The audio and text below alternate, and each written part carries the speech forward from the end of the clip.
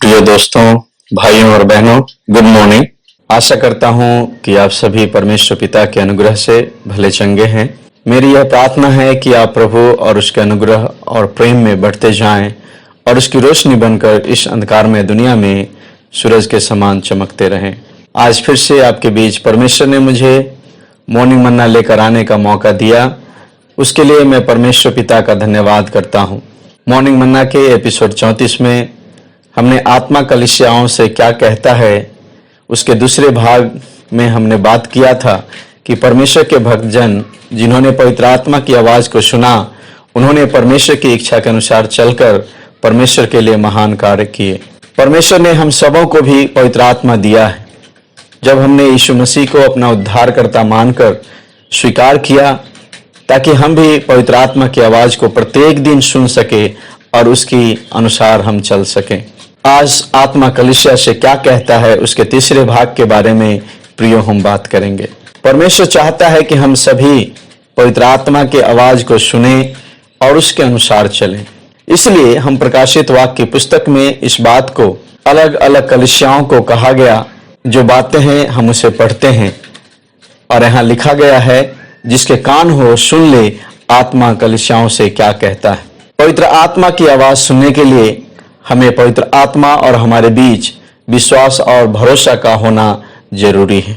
मान लीजिए कोई व्यक्ति हम पर विश्वास और भरोसा नहीं करता है, तो क्या वह अपने मन की बात को या उन रहस्यों को या उसके गुप्त बातों को क्या वह हम पर प्रकट करेगा? प्रियो, कभी नहीं। जब तक किसी व्यक्ति का हमारे ऊपर भरोसा नहीं होता है, वह व्यक्ति कभी भी अपनी गुप्त बातों को हम पर प्रियो प्रकट नहीं करेगा। उसी प्रकार हमारे और पवित्र आत्मा के बीच विश्वास और भरोसे का होना प्रियो जरूरी है। विश्वास और भरोसा एक दूसरे पर तभी होगा जब हम एक दूसरे को अच्छी तरह से जानेंगे, परखेंगे और गहरा रिश्ता होगा। किसी व्यक्ति को अच्छी तरह से जानने और समझने के लिए कि वह कौन है, वह क्या करता है, वह कैसे बात करता है, उसे क्या पसंद है, क्या पसंद नहीं है, वगैरह वगैरह, इन सभी बातों को जानने और समझने के लिए हमें उस व्यक्ति के साथ संगति करना होगा, यानी उसके साथ अधिक से अधिक समय बिताना होगा और बातचीत करना होगा। तभी जाकर हम उस व्यक्ति के साथ गहरा रिश्ता बना सकते हैं और हमारे बीच विश्वास और भरोसा बढ़ पाएगा। प्रियो, दूसरा कुरिन्थियों की किताब उसका 13वें अध्याय और 14 पद में पौलुस इस प्रकार से कहता है, प्रभु यीशु मसीह का अनुग्रह और परमेश्वर पिता का प्रेम और पवित्र आत्मा की संगति तुम सबके साथ होती रहे। आमीन। इस आशीष के वचन को हम प्रत्येक रविवार को कलीसिया में सुनते हैं और आशीर्वाद लेते हैं। लेकिन हमारा प्रश्न है कि क्या हम पवित्र आत्मा के साथ संगति प्रत्येक दिन करते हैं? क्या हम प्रत्येक दिन उसके साथ समय बिताते हैं? क्या हम प्रत्येक दिन उसके साथ बातचीत करते हैं? क्या हम प्रत्येक दिन उसकी आवाज को सुनते हैं? शायद अधिकतर लोगों का उत्तर होगा नहीं। हम पवित्र आत्मा के साथ संगति नहीं करते, उसके साथ बातचीत नहीं करते, उसकी आवाज को हम नहीं सुनते। आखिर क्यों? कारण है कि हम उसे जानते ही नहीं। आज अधिकतर मसीही लोग पवित्र आत्मा को व्यक्तिगत रीति से प्रियो नहीं जानते हैं। प्रियो, यीशु मसीह मरकर जी उठने के बाद जब शारीरिक रीति से इस दुनिया को छोड़कर पिता के पास जाने वाले थे, तो उन्होंने इस प्रकार से अपने चेलों से यूहन्ना रचित सुसमाचार की किताब उसके 14वें अध्याय उसका 16 और 17 पद में कहा, मैं पिता से विनती करूंगा और वह तुम्हें एक और सहायक देगा कि वह सर्वदा तुम्हारे साथ रहे, अर्थात सत्य का आत्मा, जिसे संसार ग्रहण नहीं कर सकता, क्योंकि वह उसे नहीं देखता है और ना उसे जानता है। तुम उसे जानते हो क्योंकि वह तुम्हारे साथ रहता है और वह तुम में होगा। यीशु मसीह ने जो वादा चेलों के साथ किया था, उसे उसने पेंतुकोस्त के दिन पूरा किया और सभी चेलों ने पवित्र आत्मा पाया और पवित्र आत्मा की अगुवाई में चलकर और उसकी आवाज को सुनकर दुनिया को उलट से पुलट कर दिया। परंतु प्रियो, दुख की बात है कि वह हमारे साथ रहता है और वह हम में रहता है, लेकिन हम उसे नहीं जानते और न ही उसे समझ पाते हैं। हम कितने बार पवित्र आत्मा के अभिषेक और सामर्थ के लिए प्रार्थना करते हैं, लेकिन उसकी उपस्थिति और संगति का इनकार करते हैं। और उसका कारण है, हम समझते हैं कि पवित्र आत्मा शक्ति और सामर्थ है। प्रियो, आज मैं बताना चाहता हूं कि पवित्र आत्मा शक्ति या सामर्थ नहीं है। प्रियो, ध्यान से सुनिए, आज मैं यह कहना चाहता हूं कि पवित्र आत्मा शक्ति या सामर्थ नहीं है। आज बहुत सारे लोग इन बातों पर विश्वास करते हैं कि पवित्र आत्मा एक शक्ति है, एक सामर्थ है। प्रियो, नहीं।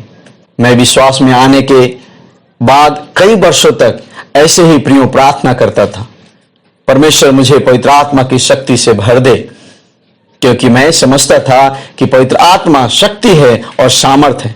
और मैं पवित्र आत्मा की शक्ति और सामर्थ को नहीं पाया प्रियो, जब तक कि पवित्र आत्मा व्यक्तित्व के सच्चाई को नहीं समझ पाया और नहीं जाना।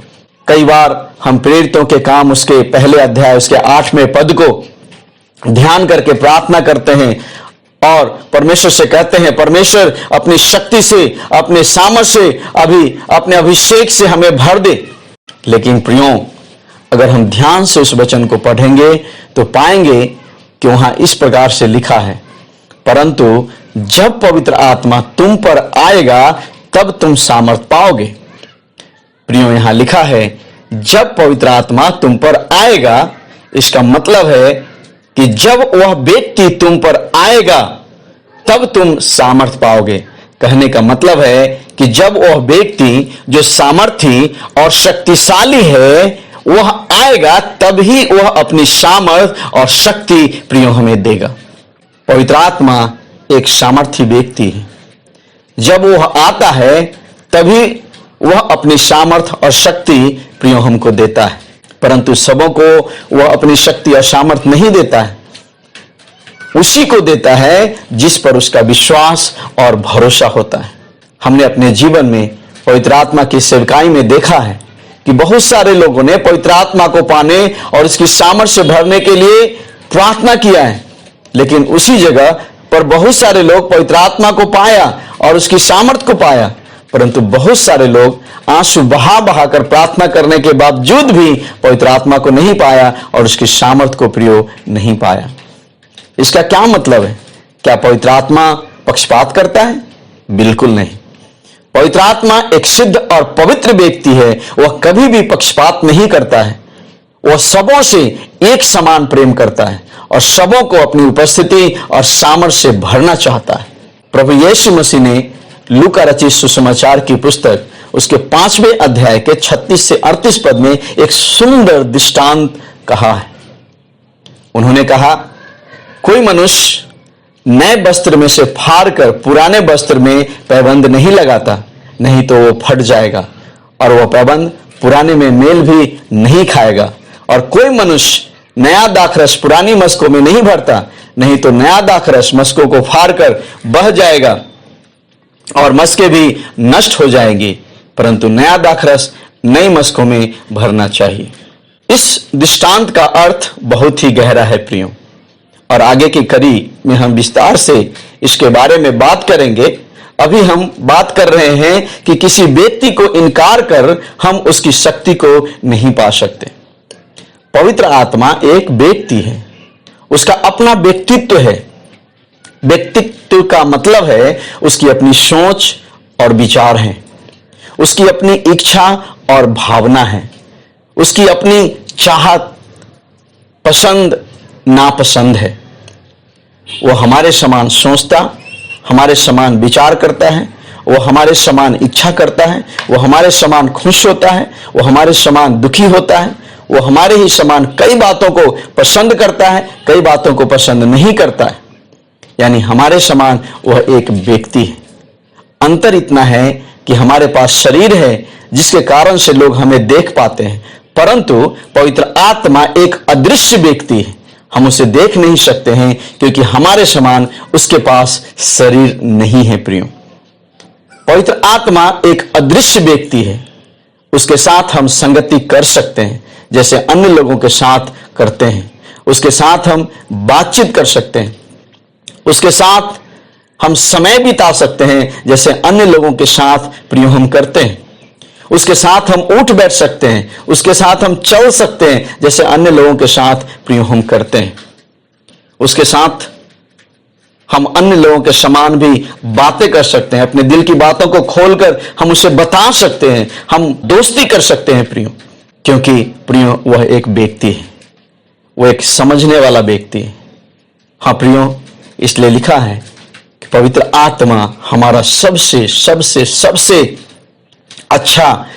सबसे अच्छा वह दोस्त है प्रियो। प्रियो, क्या आप पवित्र आत्मा को अपना दोस्त बनाना चाहते हैं? क्या आप पवित्र आत्मा के साथ दोस्ती करना चाहते हैं? क्या आप पवित्र आत्मा के साथ संगति करना चाहते हैं? क्या आप पवित्र आत्मा के साथ समय बिताना चाहते हैं? प्रियो, जब आप पवित्र आत्मा के साथ संगति करेंगे, जब पवित्र आत्मा के साथ दोस्ती करेंगे, जब उसके साथ उठेंगे बैठेंगे, उसके साथ जब आप बातें करेंगे, जितना अधिक से अधिक उसके साथ आप उठेंगे बैठेंगे बातें करेंगे, उतना ही आप पवित्र आत्मा को प्रियो आप जान पाएंगे, उसकी सच्चाई को जान पाएंगे, उसके प्रेम को जान पाएंगे, उसके पसंद नापसंद को आप जान पाएंगे। और तभी प्रियो उसके साथ में हमारा संबंध गहरा होगा और एक दूसरे के ऊपर हमारा विश्वास और भरोसा बढ़ेगा, जैसा कि प्रियो हम अन्य व्यक्ति के साथ होता है। जब हम अन्य व्यक्ति के साथ में समय व्यतीत करते हैं, जब उसके साथ बैठते हैं उठते हैं, उसके साथ चलते हैं, उसके साथ बातें करते हैं, अधिक से अधिक उसके साथ समय व्यतीत करते हैं, तब हम उस व्यक्ति के बारे में अधिकाई से प्रियो हम जानते हैं, उसके पसंद नापसंद को जानते हैं। वो क्या इच्छा करता है, क्या इच्छा नहीं करता है, क्या पसंद करता है, क्या पसंद नहीं करता है, कौन सी बातें उसको दुख पहुंचाता है, कौन सी बातें उसको खुशी लाता है। ये सारी बातें तब हम जानते हैं जब हम उसके साथ प्रियो संगति करते हैं।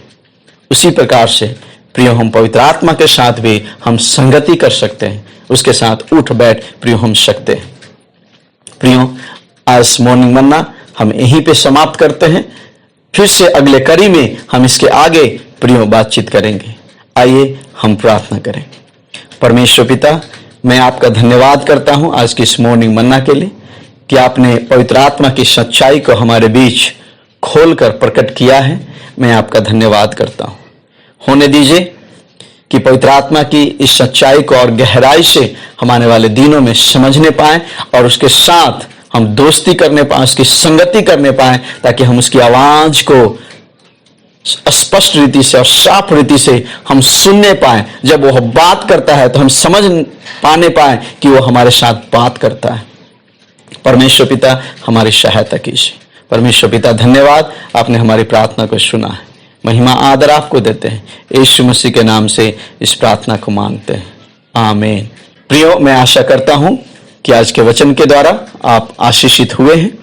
यदि आप आशीषित हुए हैं तो इस संदेश को और अपने लोगों और दोस्तों के साथ भी शेयर कीजिए। अगर चैनल को सब्सक्राइब नहीं किया है तो इसे सब्सक्राइब कीजिए, बेल की घंटी को भी दबाइए, ताकि आगे का जो संदेश जब अपलोड होती है तो फिर वह आपको मिलने पाए। जय मसीह की। परमेश्वर आप सबों को आशीष दे।